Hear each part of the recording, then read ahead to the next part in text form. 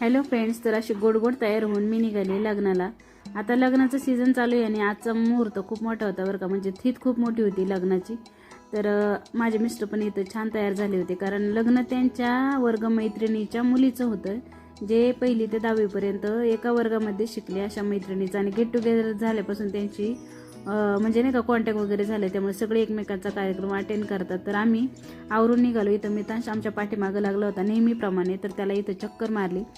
थोड्याशा अंतरावरती गेल्यावर त्याच्या मम्मीला घ्यायला बोलवलं आणि मग त्याला दिलं त्याच्या मम्मीकडे। आणि मग आम्ही नंतर CNG पंपावरती गेलो, गाडीची टाकी फुल केली आणि आहोंच्या या आणखी 2 गोड गोड मैत्रिणींना इथं चौकातून पिक केला आणि मग त्यांच्यासोबत सुरू झाला आमचा पुण्याकडे जाण्याचा प्रवास। तर बोलता बोलता गप्पा मारता मारता कधी हडपसर आलं आणि कधी आम्ही कार्यालयात पोचलो हे कळलंच नाही बरं का।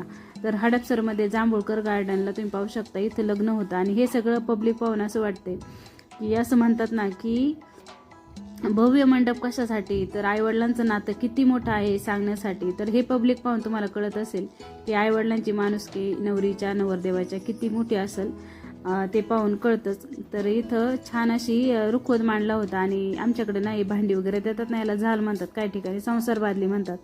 तर ती झाल आणि रुखवत पाहण्यासाठी मग आम्ही तिथे गेलो आणि छान रुखवत मांडला होता। आता तसं तर मी कोणत्याही लग्नात गेले की रुखवत आवर्जून पाहते, कारण खूप छान नवीन नवीन ट्रेंडनुसार रुखवत मांडलेला असतो, नवीन नवीन भरपूर काय काय पाहायला भेटतं।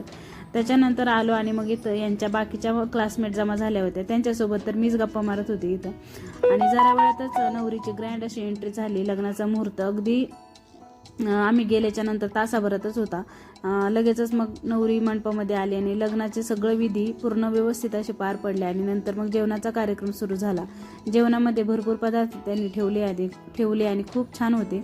जेवणाचा मस्त मनमुराद आनंद घेतला, सगळ्यांसोबत गप्पा आणि छान जेवण झालं। त्याच्यानंतर आता वरमाईचं काम असतं की कोण कोण लग्नाला आले कोण कोण नाही, सगळ्यांच्या गाठी भेटी घेणं। तर ही आहे माझ्या मिस्टरांची वर्गमैत्रीण सविताताई, तर त्या इथं आम्हाला भेटायला आल्या होत्या आणि किती छान दिसत आहेत बघा।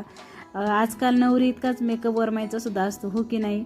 आजकालच्या वरमाईंना वेळ पण असतो आणि त्या आवर्जून तेवढं करतात पण। तर खूप छान दिसत होत्या त्या। त्याच्यानंतर इथं सगळ्यांशी गप्पा, नंतर नवरा नवरीसोबत म्हटलं चला फोटोज वगैरे काढू स्टेजवर जाऊन, आणि फोटो काढले, सगळ्यांना इथं बाय बाय केलं आणि परत परतीचा प्रवास आमचा सुरू झाला। परत त्या 2 मैत्रिणींच्या सोबत खूप साऱ्या गप्पा आणि मग आम्ही परत कधी रिटर्न आलो ना ते सुद्धा कळलं नाही। येता येता आम्ही वाघोलीच्या DMartमध्ये थोडीशी शॉपिंग केली आणि मग त्याच्यानंतर घरी गेले, तोंडात पाय धुतलं, फ्रेश झाले आणि मस्त गरम गरम चहा एन्जॉय केला।